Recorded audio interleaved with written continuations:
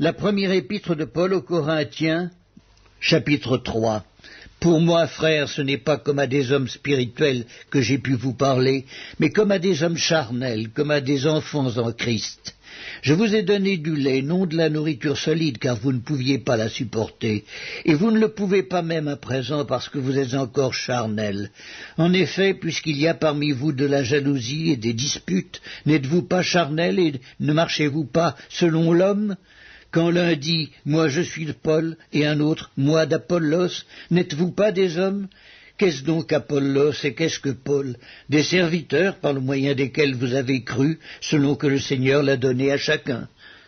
J'ai planté, Apollos a arrosé, mais Dieu a fait croître, en sorte que ce n'est pas celui qui plante qui est quelque chose, ni celui qui arrose, mais Dieu qui fait croître. Celui qui plante et celui qui arrose sont égaux, et chacun recevra sa propre récompense selon son propre travail. Car nous sommes ouvriers avec Dieu. Vous êtes le champ de Dieu, l'édifice de Dieu. Selon la grâce de Dieu qui m'a été donnée, j'ai posé le fondement comme un sage architecte et un autre bâtit dessus. Mais que chacun prenne garde à la manière dont il bâtit dessus, car personne ne peut poser un autre fondement que celui qui a été posé, savoir Jésus-Christ.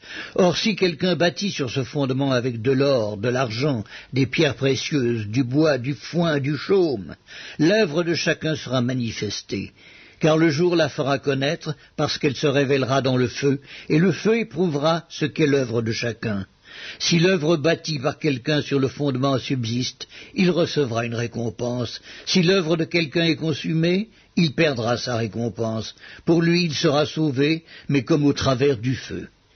Ne savez-vous pas que vous êtes le temple de Dieu et que l'Esprit de Dieu habite en vous ? Si quelqu'un détruit le temple de Dieu, Dieu le détruira. Car le temple de Dieu est saint, et c'est ce que vous êtes, que nul ne s'abuse lui-même. Si quelqu'un parmi vous pense être sage selon ce siècle, qu'il devienne fou, afin de devenir sage.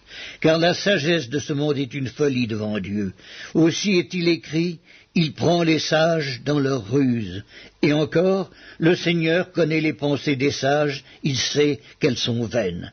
Que personne donc ne mette sa gloire dans des hommes, car tout est à vous, soit Paul, soit Apollos, soit Céphas, soit le monde, soit la vie, soit la mort, soit les choses présentes, soit les choses à venir. Tout est à vous, et vous êtes à Christ, et Christ est à Dieu.